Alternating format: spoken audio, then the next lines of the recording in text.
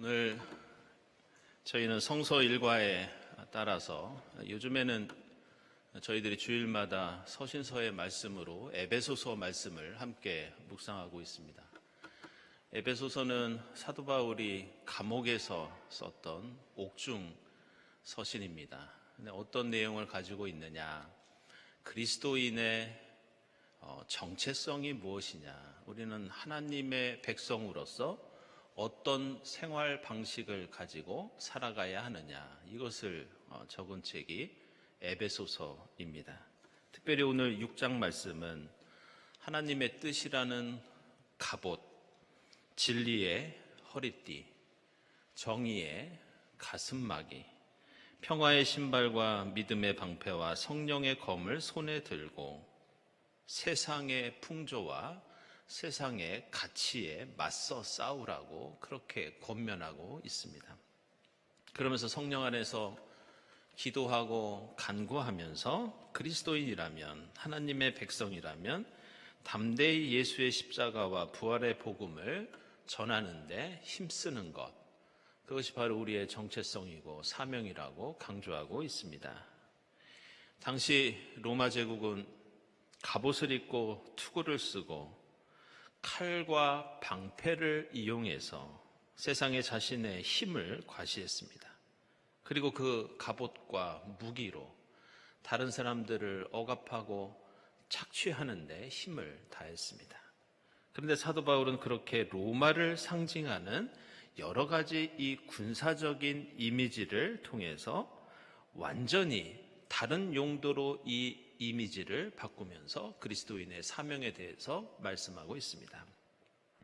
그 뒤바뀐 이미지를 통해 로마 제국의 그 거대한 가치관과 풍조 속에서 하나님의 백성은 무슨 일을 해야 하는지, 예수 믿는 그리스도인들은 어떻게 살아야 하는지 그것을 가르쳐주고 있습니다. 그것은 세상의 악에 맞서 싸우면서 이웃사랑을 실천하고 정의와 평화와 생명의 하나님 나라를 이루는 것, 그것이 새 이스라엘로서 살아가는 그리스도인의 삶의 방식이다. 에베소서의 말씀이 이런 주제를 가지고 있습니다. 오늘 사도 바울은 이렇게 세상이 가진 가치를 복음으로, 오늘 성가대 찬양처럼 말씀으로 세상을 뒤바꾸는 그런 가르침을 주고 있지만, 하나님의 백성의 사명에 대해서 우리는 생각할 때마다 우리의 현실을 보면 이 답답한 마음이 드는 것도 사실입니다. 지난해 10월 7일에 하마스가 이스라엘을 공격하면서 전쟁이 일어났습니다. 그리고 그 전쟁은 지금까지 1년 가까이 이어져 오고 있습니다. 처음 하마스가 이스라엘의 민간인들을 로켓으로 공격하고 인질로 잡아간 이래로 지금까지 이스라엘의 희생자들이 1200명이 넘었다는 그런 통계를 보았습니다. 그런데 하마스의 공격을 받고 이스라엘이 군사적인 보복을 감행한 이래로 지금까지 4만 명이 넘는 팔레스타인 사상자가 발생했습니다.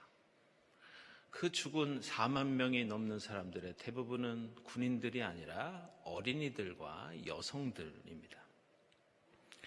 그런데 우리는 이렇게 팔레스타인 땅에서 비극적인 뉴스가 들려올 때마다 도대체 이 이스라엘이라고 하는 나라, 유대인이라고 하는 사람들, 한마디로 하나님의 백성으로 선택받았다는 것이 어떤 의미를 가지고 있는지 우리는 고민하지 않을 수 없고 다시 묻지 않을 수 없습니다. 이스라엘은 아브라함과 이삭과 야곱의 후손으로서 약속의 땅에 대한 권리, 하나님의 선민으로서 특권을 가지고 있다고 자랑하고 있는데, 정말 저것은 맞는 일인가? 하나님께서 허용하시는 일인가? 이런 물음을 던지지 않을 수 없습니다. 그러나 결론부터 말씀드리면 그것은 성경의 이스라엘, 성경에 나오는 하나님의 백성이 가지고 있는 의미를 잘못 이해한 데서 나온 착각과 오해라고 할 수 있습니다. 그리고 오늘 우리가 읽은 말씀은 바로 그러한 하나님의 백성이 신학적으로나 역사적으로나 어떤 의미를 가지고 있는지 우리에게 가르쳐주고 있습니다. 오늘 구약의 말씀인 여호수아기 24장 한번 보시죠. 출애굽한 이스라엘 백성들이 가나안 땅에 들어가서 하나님 앞에서 신앙 고백을 하는 장면이 나옵니다. 이 사건은 세겜에서 일어났다고 해서 보통 세겜 총회 이렇게 부릅니다. 그런데 이 세겜 총회는 이스라엘 역사에서 대단히 중요한 의미를 가지고 있습니다. 왜냐하면 이 세겜 총회를 통해서 이스라엘이라고 하는 공동체, 이스라엘이라고 하는 국가가 공식적으로 출범하게 된 사건이 바로 이 세겜 총회이기 때문입니다. 그런데 성경에서 이 세겜이라는 장소는 우리가 주목해야 할 매우 중요한 장소를 가지고 있고 신앙적으로 대단히 중요한 의미를 담고 있습니다. 창세기를 보면 아시는 것처럼 하나님께서 아브라함을 향해서 너는 본토 친척 아비집을 떠나서 내가 너에게 지시하는 땅으로 가라고 명령합니다. 그때 아브라함이 그 먼 길을 유랑하면서 가나안 땅에 들어왔을 때 맨 처음 하나님께 돌단을 쌓고 예배했던 장소가 지금 이 총회를 열고 있는 이스라엘이 출범한 세겜이라고 하는 도시였습니다. 그리고 창세기 12장을 보면 하나님께서는 아브라함에게 하늘의 별을 보고 땅에 모래를 봐라. 내가 너의 믿음의 후손들을 이렇게 수많은 후손들을 너에게 허락할 것이라고 언약을 맺는 장면이 나오는데 그 첫 번째 언약의 장소도 지금 이스라엘이 출범하고 있는 이 세겜 땅이었습니다. 창세기 33장과 35장을 보면 야곱이 이제 집을 떠나 두려움 가운데 자신을 죽이려고 하는 형 에서를 만나는 장면이 나옵니다. 그런데 형 에서를 만나기 전에 야곱은 지금까지 자기가 믿고 의지하던 모든 우상들을 버리고 묻습니다. 그 묻었던 장소가 상수리 나무 아래에다가 그 우상들을 버리고 묻습니다. 그리고 나서 그곳에서 하나님께 돌단을 쌓고 새로운 결단을 통해서 새로운 사람으로 거듭나는데 그 장소가 역시 세겜이었습니다. 이처럼 성경에서 세겜은 하나님의 백성이 하나님의 약속을 되새기며 새로운 꿈과 비전을 갖는 곳이 세겜이었습니다.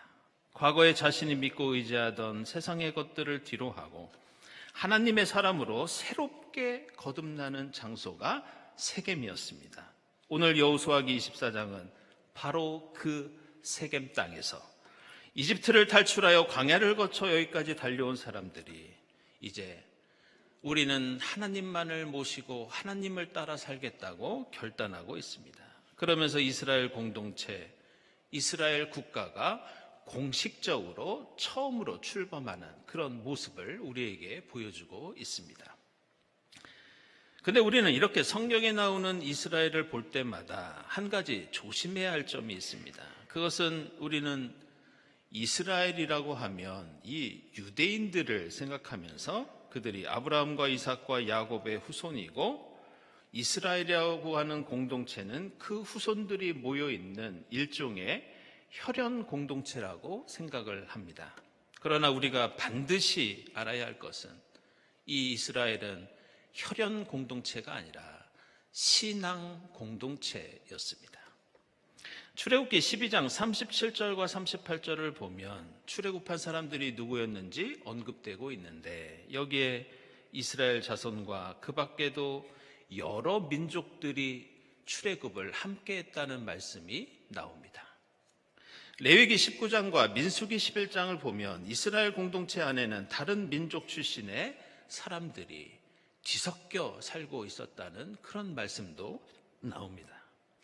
단순히 다른 민족들도 함께 했을 뿐만이 아니라 당시 이집트 사회에 있었던 많은 장애인들, 사회적인 약자들, 나그네들 이런 사람들이 이 출애굽 공동체에 함께 했다는 말씀이 성경에 나와 있습니다.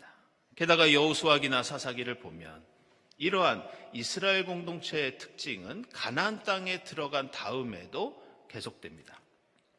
이스라엘이 하나의 국가로 형성된 것은 그동안 함께 이집트에서 출애굽했던 사람들뿐만이 아니라 이들이 가나안 땅에 들어갔을 때 이미 가나안 땅에 살고 있던 원주민들도 이 이스라엘 공동체에 함께 합류하게 됩니다.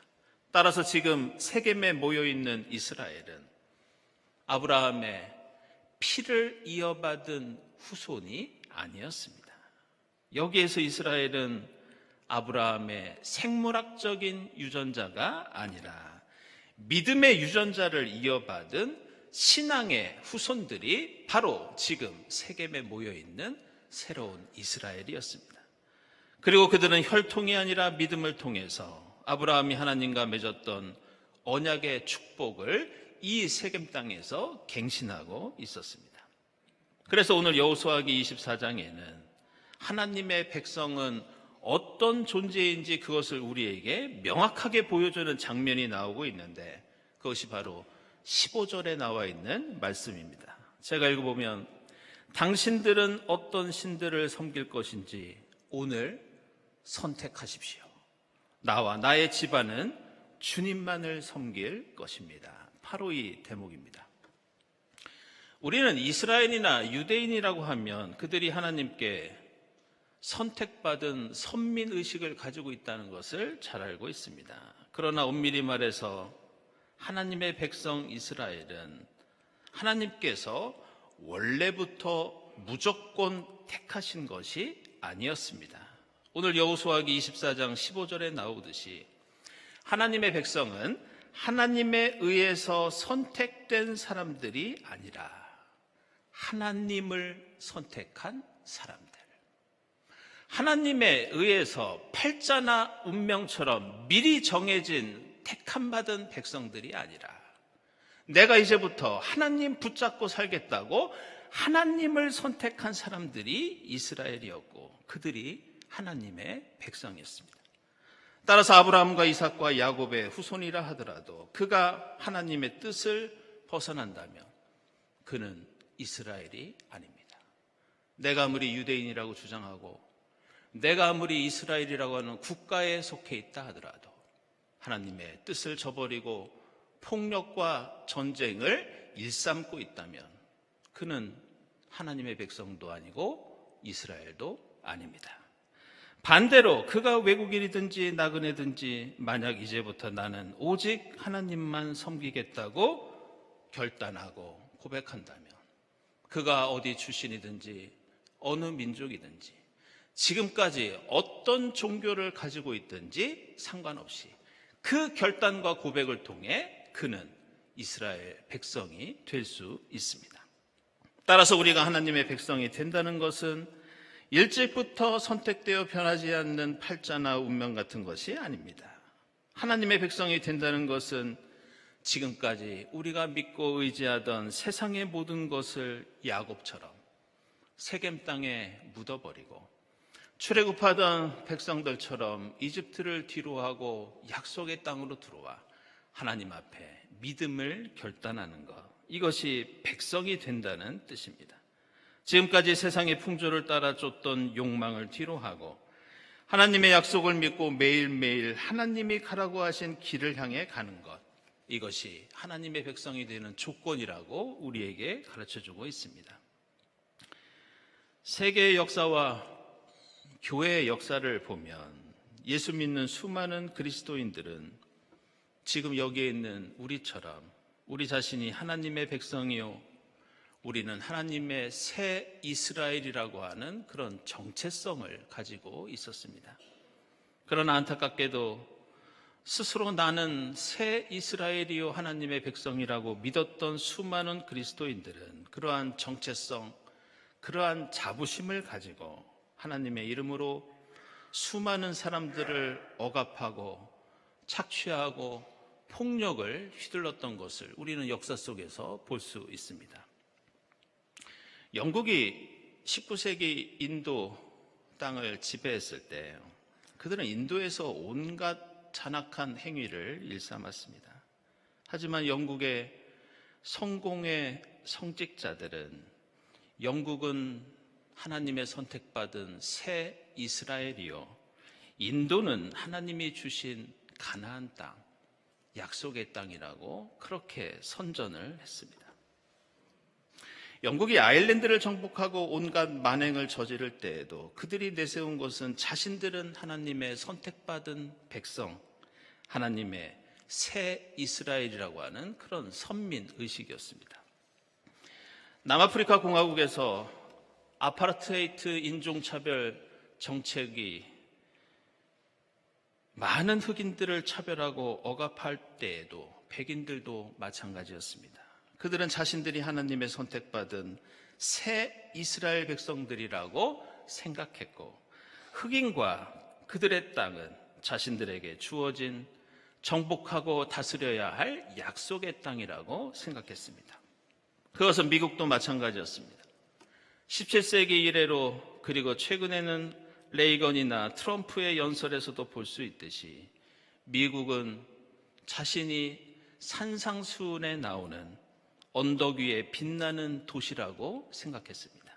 그들은 하나님의 선택받은 백성이라는 의식을 갖게 되었고, 미국이 전 세계에서 폭력과 전쟁을 자행할 때에도 그들에게 그 정당성을 가져다 준 것은 우리가 새 이스라엘 백성이라고 하는 그런 정체성이었습니다.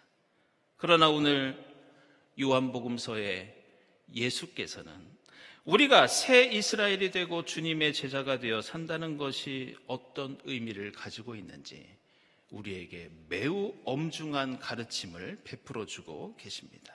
오늘 요한복음서 6장을 한마디로 요약한다면, 예수께서는 하나님께서 하나님의 백성을 선택했다고 주장하는 것처럼 예수께서는 12제자를 선택하셨지만 예수가 선택했다고 모든 사람들이 제자가 되는 것은 아니라는 점을 우리에게 보여주고 있고 가르쳐주고 있습니다. 우리가 잘 알고 있듯이 예수가 선택했는데도, 예수가 점 찍었는데도 그 제자들 중에는 가룟 유다가 있었고, 그는 나중에 예수를 로마 당국에 팔아 넘깁니다. 사랑하는 여러분, 우리는 하나님께 선택받은 하나님의 백성입니다. 그러나 오늘 말씀이 우리에게 가르쳐주고 있는 것처럼 우리가 하나님의 백성이라는 것은 절대적인 운명을 가르치지 않습니다. 우리는 악의 힘을 하나님의 뜻으로 바꿀 수도 있지만, 반대로 가룟 유다처럼 예수의 가치를 세상에 팔아넘길 수도 있는 연약한 사람들입니다.